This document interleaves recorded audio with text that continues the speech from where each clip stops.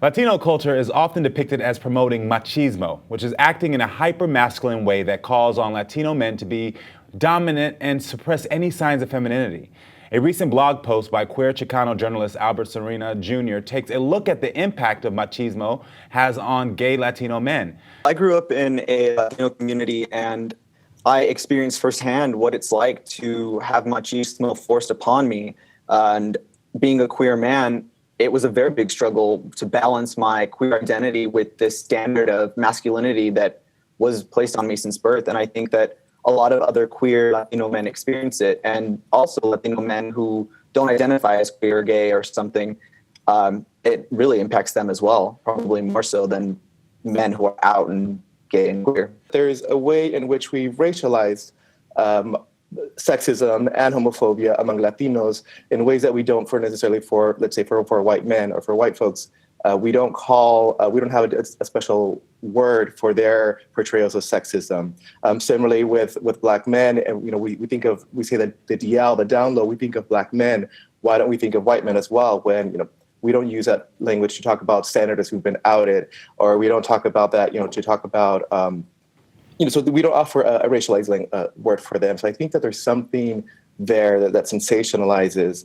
And well, certainly, I grew up in East San Jose in California and also in a small village in northern Mexico. So I know what sexism looks like, and I know what it means to not live up to that standard. But I don't know that my experience is unique in the way that, for instance, my white gay friends experience as well. I think that there are two different issues. There's the issue about first coming out, and like it was mentioned before, the issue of being Latino. And I think that those are two separate things, and it's at times it clashes. I think that there's a lot of things that you have to be proud of when you're Latino. When you say Latino, it encompasses a lot.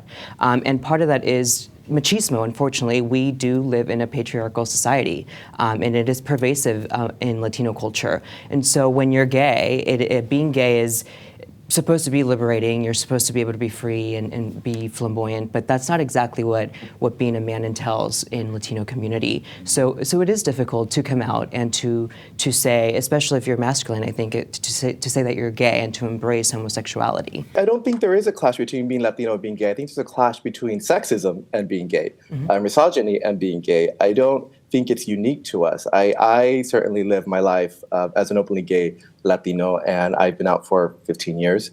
I don't see them as layered or as clashing or as me having to find a balance. I feel like I am all these things at once. Now it takes work to do that, right? And it takes certainly a level of privilege to be able to do that and move in that way. I don't live at home anymore. I don't. My livelihood isn't jeopardized by being out. So I recognize that. But again, I think just as with white men, it's sexism and being gay that clash. I don't think it's who we are racially. Certainly there are particular ways that we experience these, but I think that it's useful to racialize them necessarily. I'm not saying ignore the problems that we face, because they're there, absolutely. But it's when we apply this other additional language that I think that it assumes that what we experience is unique and somehow more problematic. Yeah, Marcos, do you want to jump in on that? Yeah, Lorenzo, you said something that actually really resonates. You mentioned the word privilege, and I think that's actually very important to highlight. For instance, when I came out, my father was 1,000% on my side. He supported me. He was there by my side. My mom was the one who actually had a problem with it, and so I was privileged in being able to have a supportive father, in being able to have some supportive friends and some supportive family that was there for me. They were there for me. Not very many people have that, and I think that I've heard many horror stories about Latinos who have come out who don't have that opportunity, and that's why I think that it's pervasive, or why I say that it can clash with being Latino. Lawrence, can we get your perspective on this whole privilege conversation? Oh, sure.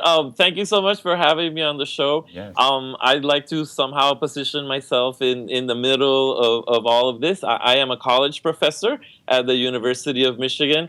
And on the one hand, I want to recognize and validate what Albert put out in his piece, because that is very true. But at the same time, the points that Lorenzo and that Marcos have been tracing out are also true.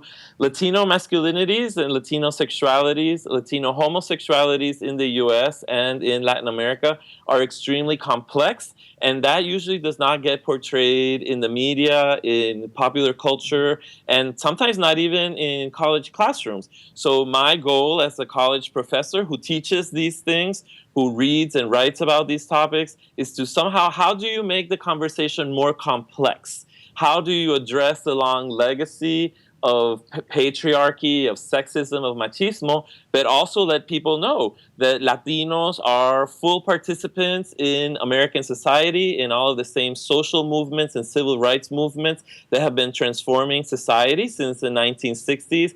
Well, Latinos have been key figures in that transformation. If you think of transgender people like Sylvia Rivera, who was at the Stonewall riot. So to portray Latinos as exclusively homophobic or machista is a very limited perspective.